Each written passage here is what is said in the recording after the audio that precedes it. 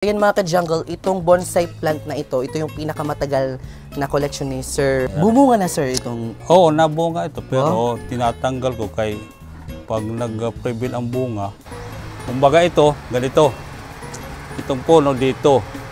2 months, 2 months, 2 months, hanggang sa tumating sa pinaka... Kasi maganda Sir, oh. Pwede mo talaga siyang ipang... mga 9-year-old.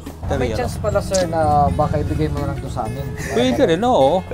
Hello everyone, hello mga ka-jungle. For today's video, alam ko magugustuhan nyo ang episode today dahil nga may bibisitahin tayo na garden which is bonsai collector dito sa Tacloban City. At kasama ko yung katandem ko ngayon na si Real Talk Luther. Isa rin akong bonsai. Ayan. So well, Luterio po ang collectors ngayon ng mga bonsai at sisilayan natin ang kanyang magandang collection. Tara, samahan nyo kami. Hello, sir. Hello. Good afternoon po. Kamusta po kayo? Okay. Balita ko po, sir, meron po kayong magagandang mga collection ng mga bonsai. Paano ka po, sir, nagsimula mag-collect ng mga bonsai plant? Usually, uso naman ng YouTube, Maghadto pag naghini. So, inihiya, kumbaga, example, ini nga kontama rin. Kung niya from not seedling sising marketed o air layer oo. So started niya sa air layer siguro mga 2014. Wow. Oo, air layer so markot binabalatan tapos puputos kumbaga binabalot. No, markot method. So mga 2 months before siya sito sa kanyang kuan itong cellophane. So pag lumalabas na yung ugat saka na pinuputol. Transfer na diyan siguro 2014 June. So mga ilang years na siya? 2014. So 2014 June nakuha ko ito 2 months so mga siguro June mga August pinutol ko na. Saka bumunga na sir itong... Oo, nabunga ito pero tinatanggal ko kay pag nag-prevail ang bunga, usually ang dahon naruruba. Ito naman hiya, gin-dip din, may dato term, dipulate o gitatanggal yung mga dahon. Kinakalbo kumbaga. So amo ito yung kalbo ko para nag-overgrown na. Tapos pag di nasirakan, na-weaken iyasa nga. Pag di rin nakakalusot, kuwan hangin, tapos sunlight. So, waray nga ni sunlight, nag-grow-root niya, gintuturukan ito mga kuwan, mga algae. So, ginbrabrush ito, toothbrush. Binabrush. Oo, pag ganito ito. Pag di mo ito matanggal, nakut-kut yung baga, kinakaon, panit. So, saan nyo nabibili yung mga plant na binubonsai nyo? Or galing saan? Usually, meron ako doon sa Haro. Meron ako doon isang naging kaibigan. Tinuruan kong mag-grap saka mag-markot. So may nakita kaming puno natumba sa 2013 sa Bagyo, Bagyo Landa. So ang puno pa ganyan. So instead parang ganito ba? Natumba. So may mga umusbong na bagong sanga. Pa ganun. So ang pagmarkot ko from the top pa ganun sa dulo. So makikita mo dyan, meron maliliit. Ito. Sa top ito siya. Kumbaga ito, ganito. Itong puno dito. 2 months, 2 months, 2 months, hanggang sa tumating sa pinaka-dulo. Kasi pag dito mo nag-start, hindi mo mabubuhay. So puputuloy mo hanggang dito. Yung dito, sayang. So mag-start ka dito, pababa. O para hindi sayang yung sanga. Ganyan, kaya sa ganyan. So, ano yung mga kalimitan na mga halaman na binubonsai niyo, sir? Ay, marami naman. Pwede rin ganyan. Ano Bougainvillea yan, hindi ko na yan, para napabayaan ko lang siya dyan. Pero nakawari yan. Kaya lang medyo pa. Pero maganda yung structure niya, no? Dati, yan. Kumbaga, buo siya. Nag-growth siya kasi yan ang ng kuan, Bougainvillea. Pero tumutubo pa din siya, sir, buhay pa yung kabila. So dito half na lang. Ito parang ay itong sinasabing kuan, hybrid na bougainvillea. And guys, 21 G wheels. Bonsai material pa rin yan. Ano, meron ako ito, pare ganun din. Ito yung pinakamalaki. Siguro ito mga, I think 1994 pa ito. Nabili ko dyan sa likod. Grabe. 12 years ko itong hinintay bago ibigay ito sa akin. Hinintay ko ng hinintay sa hindi matanda. Namatay na yung anak.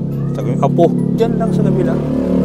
Bali, itinanim ito, 94. Ito yung pinaka-original na puno, nag-root. Nag-root. Tumubo sa kabila. Bali, halos isang metro ang lapad ng puno niya. Biniyak mo. Tapos tinanim mo. Andun yan sa kabilang iba. So, siya yung pinakamatagal na collection mo dito? Itong... yan 1994 pa yan kasi 94 kami din nag-start yun dito yung dati pa ng bahay. So ayan mga ka-jungle, itong bonsai plant na ito yung pinakamatagal na collection ni Sir Roel. 1994 pa 1994 pa itong bonsai nito, pero as you can see, ang ganda ng structure niya. Bonsai material, kumbaga. Madami pang ano niyan. Cut, clip and grow, madami pang ano niyan, pero kailangan talaga sir na meron maintain na may tawag nito itong wire, ano lang yan, optional mo lang yan kasi pag hindi mo na-wire yan, parang ganun. Para maging puno lang. Sumusunod yan sa araw. Masa yung araw, tumusunod yan. So iwa-wire mo para maano mo yung kanyang kuwan, saan mo papunta yung kuwan, sanga. Pag ganyan, pababa, pataas, kung cascading ganun. Daming style niya. Ito sir, ano naman to? Ay ano yan, bougainvillea na yung natural sa atin, yung native na bougainvillea. Matagal na din sa inyo? Ayan, siguro mga 13 years. 13 years old na yan. Ito, meron din po siya mga ka-jungle, fig tree. Yeah. Tapos, ito maganda dito, puro mga yan na, mga marcote dyan. Ito naman from seeds. Ito. Mga 9-year-old. Ito. From seeds yan. Iniminayar ko. So matagal talaga pag seeds, ano? Matagal. Paano mo sir na-maintain yung kanyang ganda? Katulad. Araw-araw yan. Inaalay mo yung kanya mga wire. Minsan tatanggalin mo yung wire, rewire ka yung ulit. Yung pagdidilig sir? Wala naman yan. Pag natuyo, diligan mo lang ng kuwan. Pero sa mga bugis, ganyan, advisable lang yan. Pag ganitong ulan ng ulan, walang dilig. Twice a week, magdilig. Yan, kasi marurutin yan. Ganito, buong buo ito, narot din. Yan yung talaga parang medyo sa bonsai kasi narurut. Nabubulok yung kanyang mga stem. Yan talagang ng kuwan. Pag palagi nadidiligan bougainvillea, ganun talaga. Ito na yung sasabi kong kuwan. Ito ang ganda. Ang ganda, kasing edad doon. Pinakapuno ito. Yung pinakamataas yun. Yung isa, pinakadulo. Ito bali sunod-sunod sila. Ganito, hanggang umabot sa Kasi 8 sanga ang inano ko niyan.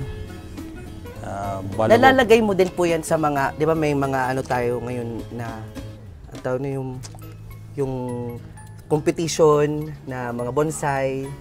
May naano mo na ba dito, nadala sa mga competition? Wala kasi, ang wala lang yung late. May kami, kung maano mo doon sa Holland, Ireland, ando yung kaibigan ko, dati retired from NFA. Mayroon din siya mga bonsai na talaga doon, magaganda.